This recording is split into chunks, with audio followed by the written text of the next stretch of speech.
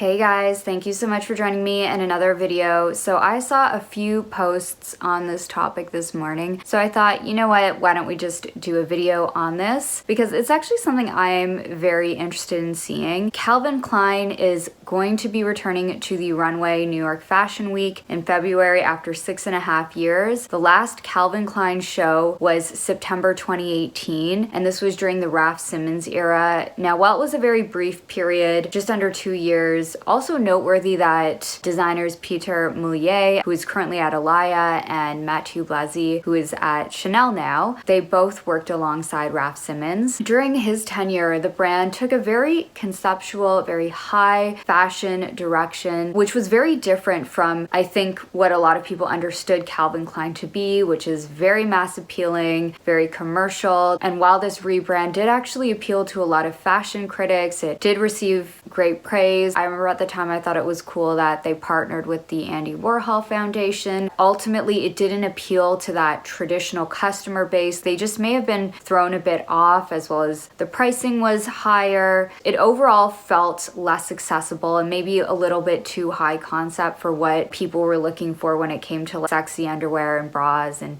jeans. And despite having industry praise, the brand just wasn't meeting the commercial expectations that were set out. So Raf Simons parted ways with Calvin Klein. Looking back at some of his stuff, I think it's very cool, but for commercial reasons, the brand wasn't meeting expectations, so they had to part ways. And really, since his departure, Calvin Klein just hasn't been that exciting or really in the fashion conversation. For me personally though, I will always remember Calvin Klein as even just as a kid in the 90s when I was growing up, those very provocative ads with Kate Moss, Mark Wahlberg are ingrained in my mind. Calvin Klein really took on that minimalist, less is more in a very American pop cultural way. Those underwear ads, the perfume ads, probably some of the most iconic fashion ads of all time. Of course, the brand has been known for this. Controversially, there was that campaign in 1980 with Brooke Shields, who was, I think, 15 at the time, and she was quoted as saying, "Nothing comes between me and my Calvins," which was extremely controversial for the time.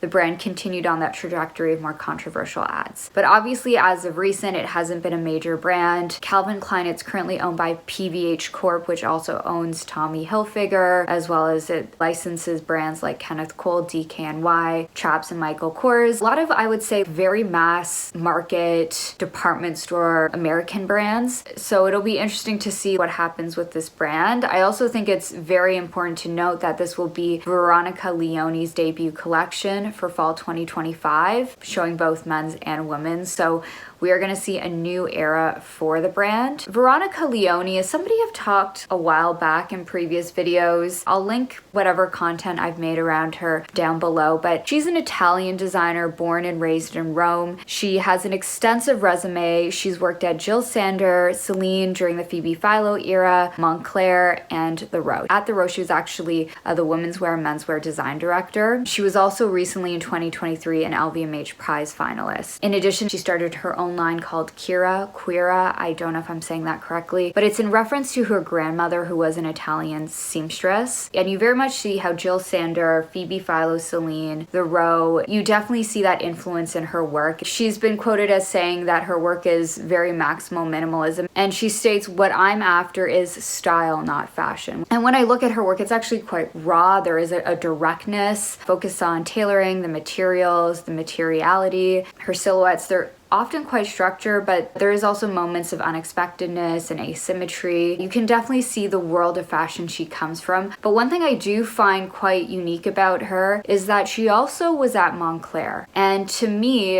especially at a brand like Calvin Klein, I would like to see her take on outerwear, like a sporty kind of outerwear approach. I'm sure she can do tailoring. We all know that brands like The Row, Jill Sander, all of those brands exceptional at women's wear tailoring. I really do think there is an area of opportunity for a brand like Calvin Klein at this price point in this current market that could offer, I think, outerwear that is a little bit more accessible in price point. Because when I look at, maybe this is just my experience as a Canadian and I'm just super critical, but when I see a lot of the outerwear from these brands, mid-tier brands, or even sort of elevated fast fashion brands, they just feel very cheap to me 9 times out of 10. Now, I think what's great about sportswear brands is they can offer that like functionality, weatherproof, waterproof materials, warmth. But I think also when I look at a lot of brands in this sportswear category, I get wanting to make things purely utilitarian and functional, but I think there could be refining in terms of the design. I think if she could make like a really great hero outerwear piece that is at a more accessible like Calvin Klein type price point, as well as make it look desirable, I think that is something that I have always been looking for on the market. And of course, Calvin Klein is known for the chic, sporty separates thing. Like a lot of other brands have been doing this though. In the 90s, they made a name for themselves with the marketing around the product. But I do think it's interesting that she's worked at Montclair and has experience in tailoring, and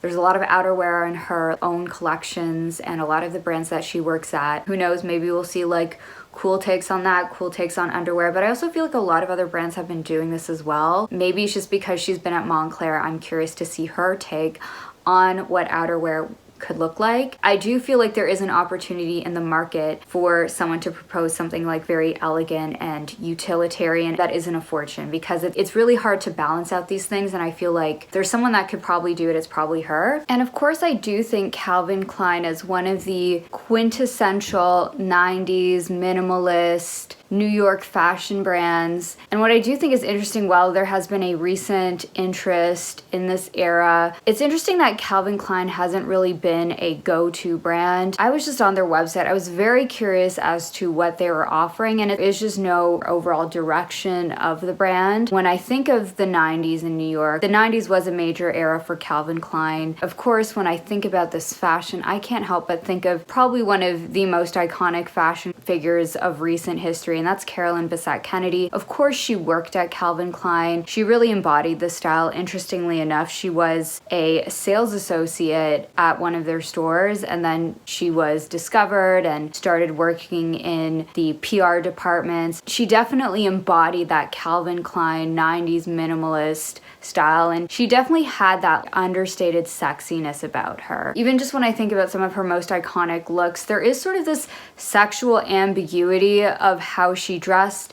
Think about the unisex white shirt. Think about the slip dresses. These are things that Calvin Klein is very much known for. And of course, Carolyn Bessette Kennedy also worked with designer Narciso Rodriguez at Calvin Klein in the 90s, who then went on to design her wedding dress. Not sure if we'll see this again, and not sure if this even era can be captured again. I don't know if it has been able to be as conveyed as well with these recent era minimalist brands, but yeah, it'll be interesting to see if there is sort of a return to the 90s. Another thing I will say though, with all of these creative director changes, I really hope she's given a chance to develop her vision. I think it's crazy these designers are coming in, coming out. They're designing for shorter and shorter periods. Peter Doe left after, what, a couple runway collections. We barely even got to see what his proposition was. Even just Raf Simons, he was at Calvin Klein for under 2 years. I just hope these conglomerates allow her to show her vision. I hope that they allow the brand to breathe. Based on her background, I am actually looking forward to her take on the brand, and it would be great to see what happens at Calvin Klein. So yes, anyways guys, that's my video. Thank you so much for joining me in another one, and I hope to see you in the next one. Bye!